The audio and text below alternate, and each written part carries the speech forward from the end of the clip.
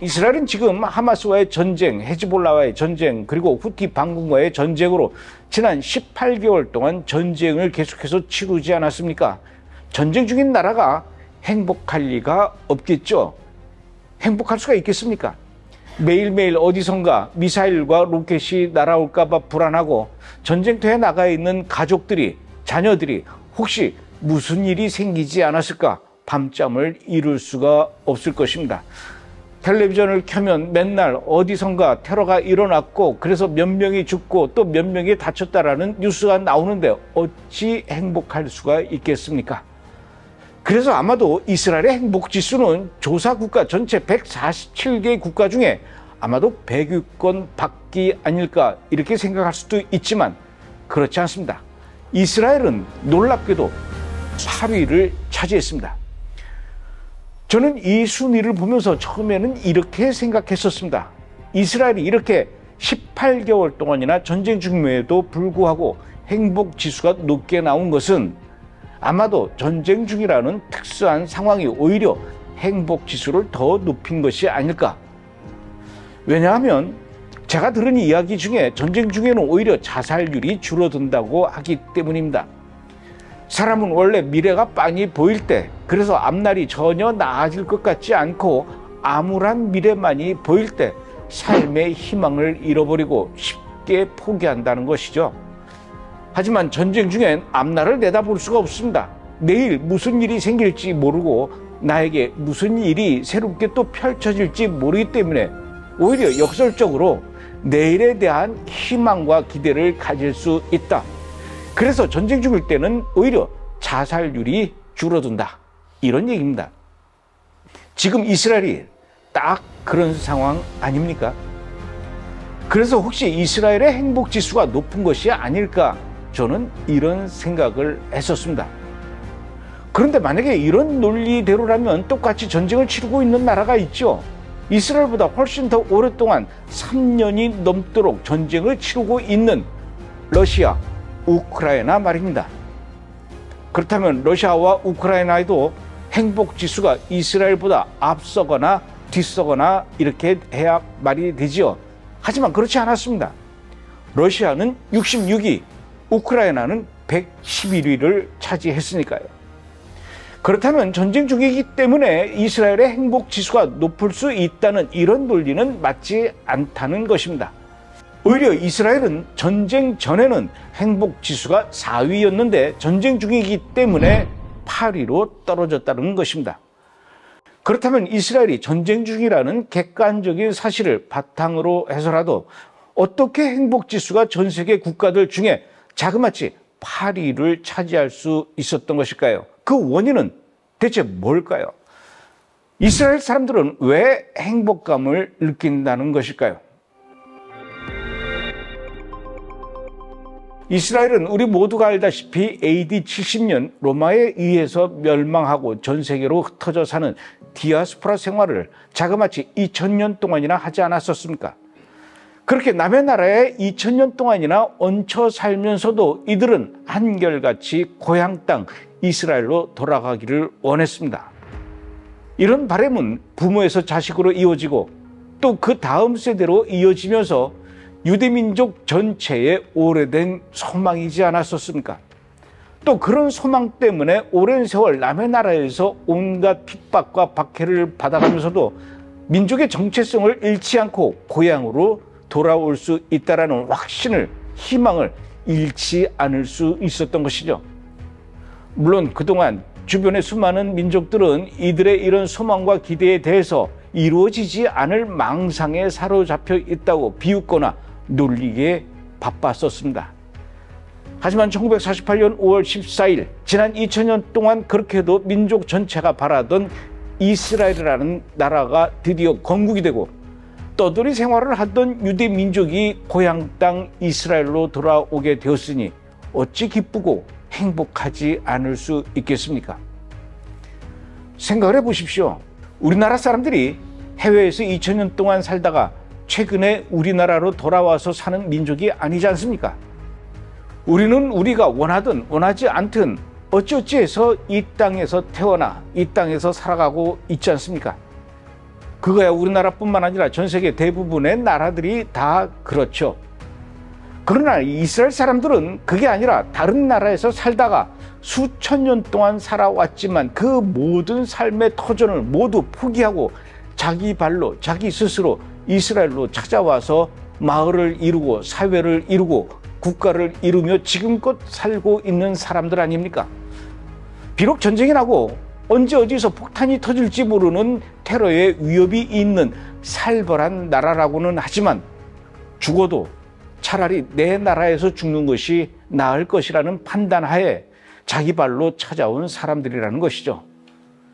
물론 이스라엘로 돌아온 뒤에 만족스럽지 못해서 불편한 사람도 있겠죠. 그들은 다시 이스라엘을 떠나는 사람도 간혹 있기는 합니다. 하지만 대부분의 이스라엘 국민들은 그 나라가 좋아서 어떤 위험을 무릅쓰고서라도 살기 위해 찾아온 사람들이고 부모님과 조부모님과 그의 선대와 또 그의 선대들이 지난 2000년 동안 그렇게도 밟아보고 싶어 했던, 그러나 끝내 밟아보지 못하고 멀리 타양 이국에서 눈을 감을 수밖에 없었는데 이제라도 본인들이 대신 그 땅으로 찾아와서 살고 있으니 어찌 행복하지 않을 수 있겠습니까? 이스라엘 사람들만큼 강한 공동체 의식을 갖고 있는 민족도 또 없습니다. 2000년 동안 남의 나라에 살려다 보니 그들은 자연히 뭉칠 수밖에 없었고 서로의 안부와 소식을 듣기 위해 어떻게 해서라도 연결의 끈을 놓치지 않고 살아왔었습니다. 그게 바로 민족 연대감이라는 것이죠.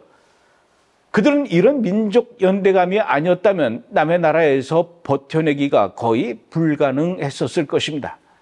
1948년 이스라엘이 건국한 이후 거의 황무지나 다름없던 말라리아가 창궐했던 늪지대 투성이의 갈릴리 호수 주변과 물 한 방울 나오지 않던 네게부 사막에서 생존하기 위해서 그들은 키부츠라는 공동체 마을을 만들어서 살지 않을 수 없었지 않습니까? 그리고 그 키부츠 공동체를 지키기 위해서 그들은 자경단을 만들고 또 스스로 생과 사를 함께하면서 지켜왔습니다. 그리고 그들은 남녀를 가리지 않고 군대에 가지 않습니까?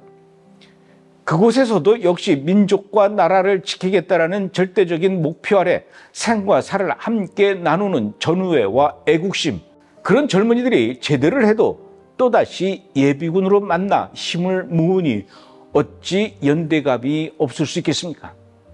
지금도 유대인들은 해외에 가면 가장 먼저 그 나라에 있는 유대교 회당을 찾는다고 하죠. 그래야 유대인들을 만날 수 있으니까요. 이런 강한 민족 연대감과 연결된 네트워크는 이 땅에 나 혼자 사는 것이 아니라 같은 민족 유대인들이 여기저기 같이 살고 있고 또 그들이 서로 연결되어 있으며 촘촘한 네트워크를 이루어 살아간다는 것은 어떤 불안과 위험 속에서도 비교적 안정감을 누리고 그런 정서적 공감대를 형성해 가면서 함께 살아가고 있다는 것 또한 행복 지수를 높이는 원인이 되지 않을까요? 아무리 조상대대로 돌아오고 싶어 했던 땅으로 돌아와서 산다고 해도, 그리고 아무리 연대감이 좋다 하더라도 문제는 경제적으로 어려우면 이것도 쉬운 일이 아닐 겁니다. 돈이 없는데 밥을 굶는데 무슨 연대감이 필요하고 무슨 소원 성취가 그리 중요하겠습니까? 하지만 이스라엘은, 유대인들은 누가 뭐래도 세계적으로 경제적 풍요로움을 누리고 있지 않습니까? 2024년도 우리나라 1인당 GDP가 36,489달러입니다.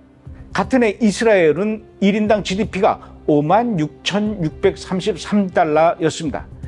1년 내내 전쟁을 치르면서 생산 인력이 전쟁터에 나가고 수많은 돈들이 무기를 사들이는 데 사용되었을 텐데도 불구하고 이스라엘은 전쟁과는 전혀 거리가 멀었던 우리나라보다도 1인당 GDP가 훨씬 높았다라는 것이죠.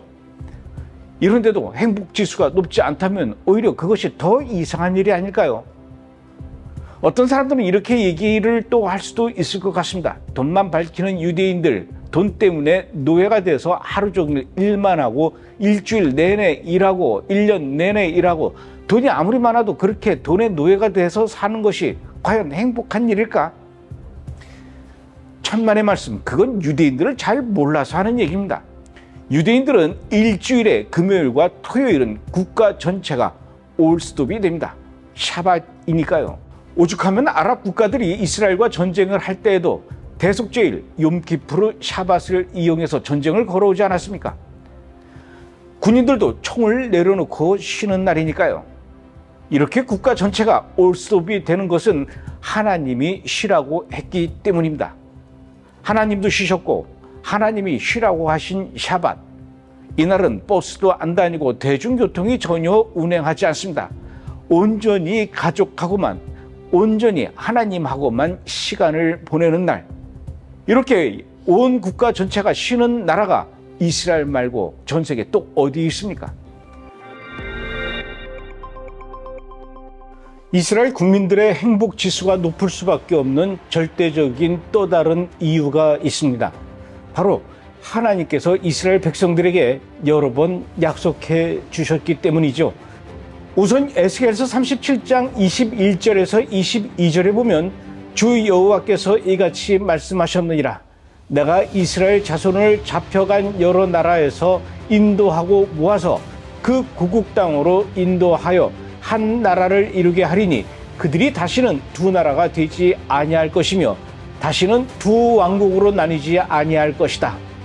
아모스서 9장 14절에서 15절 말씀에도 내가 내 백성 이스라엘에 사로잡힌 자를 돌이키리니 그들이 황폐한 성읍을 건축하여 거주하며 포도원을 만들고 그 포도주를 마시며 내가 그들을 그들의 땅에 심으리니 내가 그들에게 준 땅에서 다시 뽑히지 아니하리라.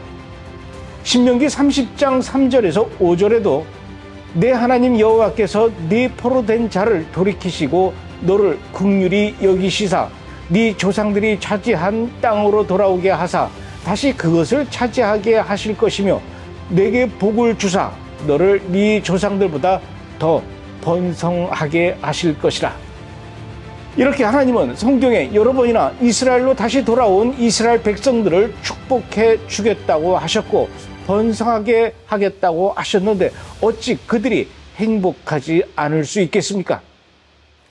이스라엘에서 유명한 바르일란 대학이 있습니다. 이 대학의 과학기술사회 프로그램에서 행복정책 연구자인 아니트 판티 박사는 이렇게 이야기합니다.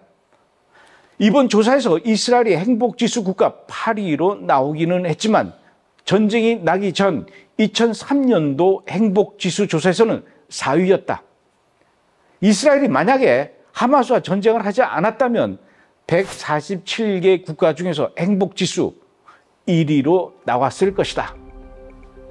이스라엘 국민들이 행복한 이유, 물론 알고는 있었지만 이번 조사 통계를 통해서 다시 한번 확인할 수 있었습니다. 그리고 이스라엘 국민들이 행복한 이유에 대해서 생각을 해보면서 우리의 모습, 우리의 국가, 우리의 사회 모습을 다시 한번 되돌아보기도 합니다. 이번 주 브레이드 포커스였습니다.